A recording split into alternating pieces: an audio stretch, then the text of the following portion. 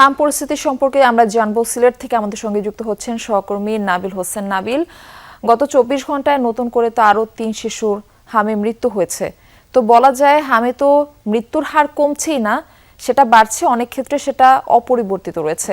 তো এই শিশু মৃত্যু হার কেন বাড়ছে, চিকিৎসকরা এই বিষয়ে কি বলছেন?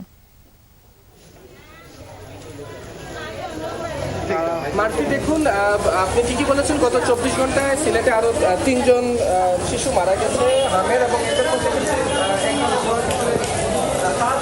পাঁচ মাস থেকে 6 মাসের কম, এবং টিকার যে পদ্ধতি, সে পদ্ধতিতে আসলে 6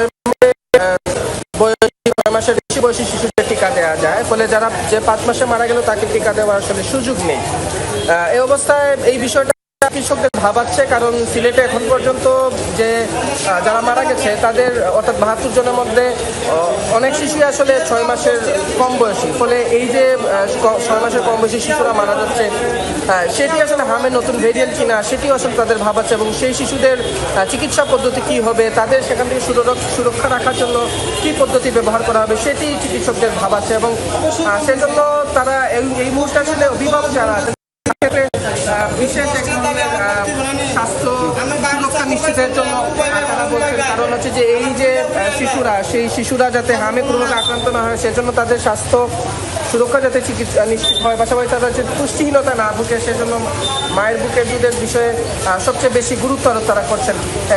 এবং এর বাইরে আমরা যেটি দেখছি যে এই 6 মাসের উপরের যে শিশুরা মারা যাচ্ছেন তাদের ক্ষেত্রে যারা এখন পর্যন্ত টিকার আওতায় আসেননি, তাদের টিকার ব্যবস্থা যাতে করা হয় সেই দিকে আসলে খুব বেশ গুরুত্ব আরোপ করছেন চিকিৎসকরা। নাবিল, ধন্যবাদ যুক্ত হবার জন্য।